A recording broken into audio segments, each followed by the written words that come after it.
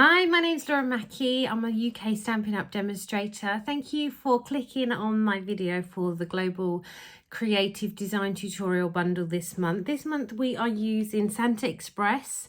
Oh my god, it's such a fun little suite, and I wanted to make a really cute, fun card to go with it, hence why I went with the shaker card.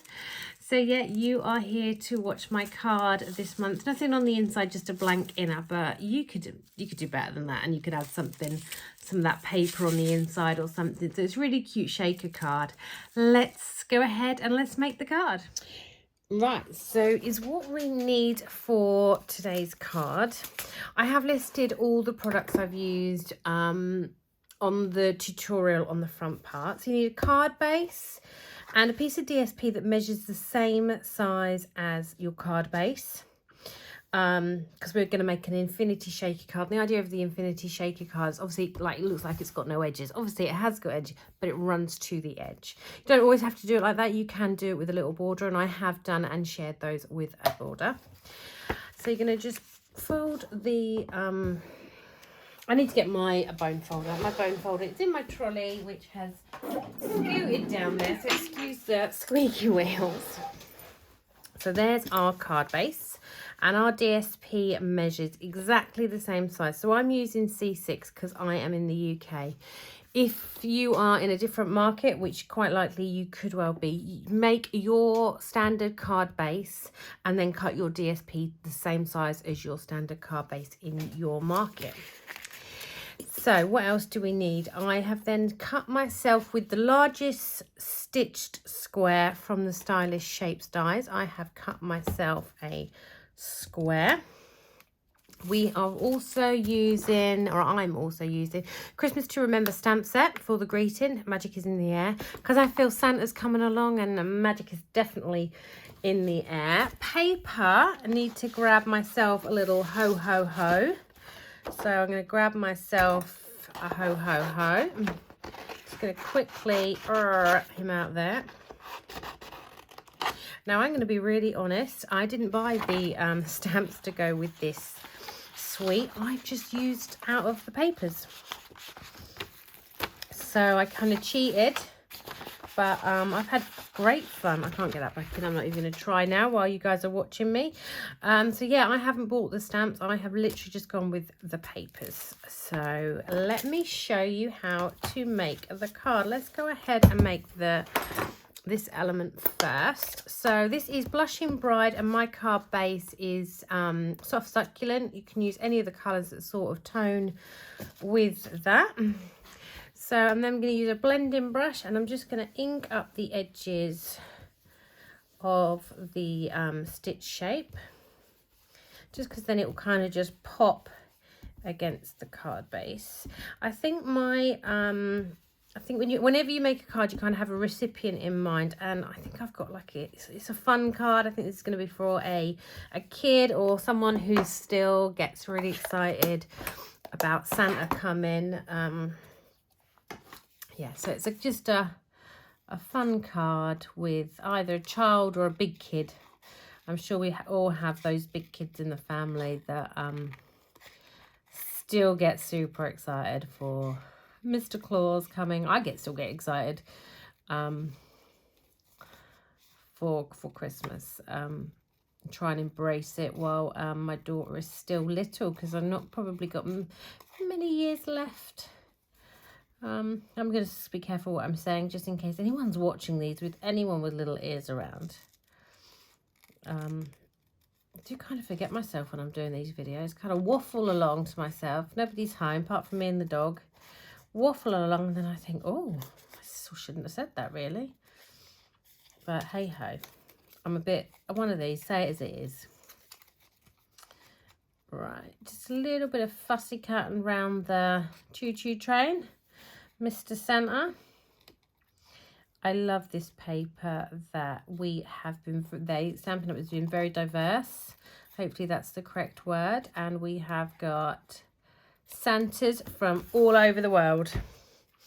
And Santa is going to be chewing along on his train, choo-choo, and along. And he is, kind of looks like he's going to be riding up the sky. But I love it. Sentiment I've done on a piece of Evening Evergreen with Versamark. So I'm going to go ahead and that. This must be where my, yeah, I lost my, what did I lose? What did I lose? I can't even think what I did lose. I lost, I'm just going to use the back of this. Oops, I just put my hand in that. Hopefully it'll still stick.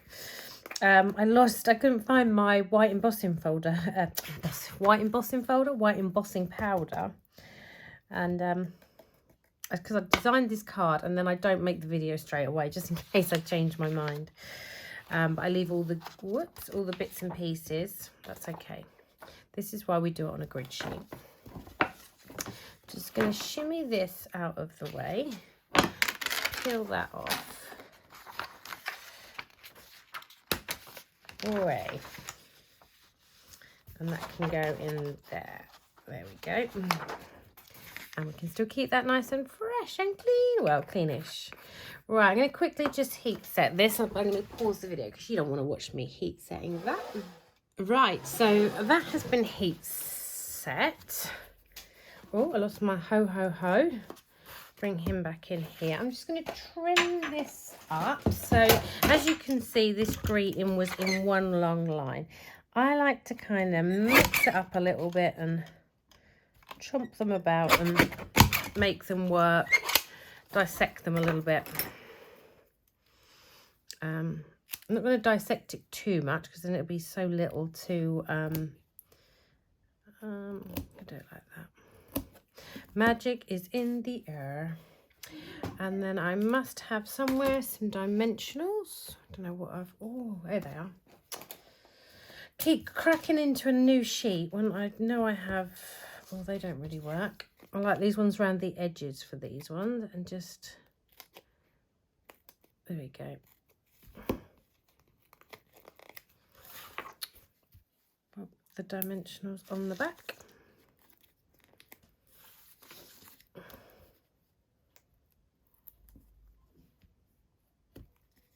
I don't know if that one's a little bit big for this one, but we'll see. Cool, just. I always like when I'm popping these down, because they end up quite little, you can use take your pick tool to stab it. And Magic is in. I have to kind of remind myself the air. So I don't stick it on. There we go. Magic is in the air. So that's that element ready. Let's do the fun part, which is the shaker part. So we're going to pop our piece of DSP into the Stampin' Up envelope there. And then we're going to use tear and tape without the dimensionals for the added extra treat. Pop that down there. And is what you want to do is you're going to wrap your cello bag tightly round your piece of DSP. So those shaky bits are only going to be at the front. They can't smidgy anywhere else. Got a teaspoon here, and I'm going to add 2 teaspoons roughly of sequins. This is a bit sad, I'm nearly out of these. Another sequins, it could be really, I went with the pink because of the pink elements in the trees and stuff, but there are in the main catalogue also, or are they in the spring summer, I can't remember. There is some like little Christmassy stars and stuff, which they're quite fun. Then I'm going to peel the back off of here. And I'm going to pop that down over really tight, leaving it open a little bit just so any air can escape, and just make sure that's really, really tight. There we go. So a nice generous 2 teaspoons of sequins. Ooh, there we go. There we go. Ribbon. Oh, I haven't got my ribbon to hand. Just bear with me. It's just over here.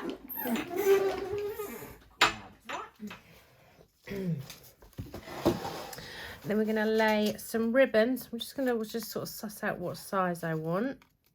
So about that. Oh, so about that. There we go. Something like that. I'm just going to check it's not, I don't want it wider than mine. That's perfect. Than my card base. Cut that.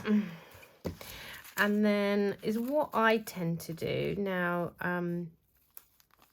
You might not have a stapler, but I tend to use my my stapler to secure these down. So one there and one there.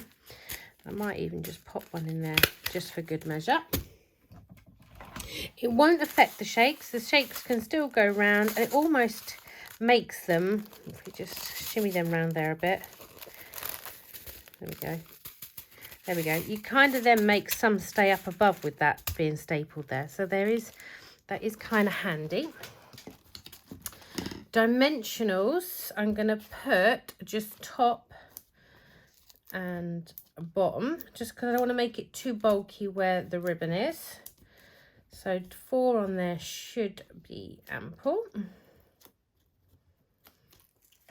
And that is going to go just kind of middle-ish, and then near the top. And then we're going to add some tear and tape. Here it is.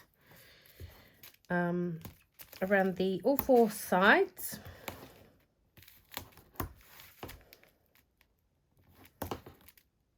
There. And then you're going to do a bit through the middle there. The middle-y piece we can get rid of. And then this piece,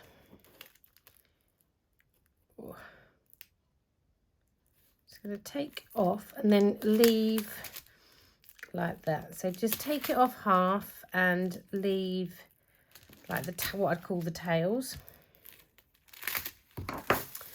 Now make sure your card is the right way up, because it would be really silly if you put it the other way, because then it will be upside down. And there, I made a card actually the other day for a class, and I made it upside down. Well, it opened the wrong way, but I left it because it's funny, and it just shows you, the customers, that we make mistakes too. So there we go. And you just need to add obviously your piece of paper, cardstock on the inside, and maybe it'd be nice to add just a couple of those trees, a couple of the trees to stick on the inside. I'm going to do that as soon as I have finished. But I hope you've enjoyed making my Infinity Christmas shaker card. Thank you for watching. Bye bye.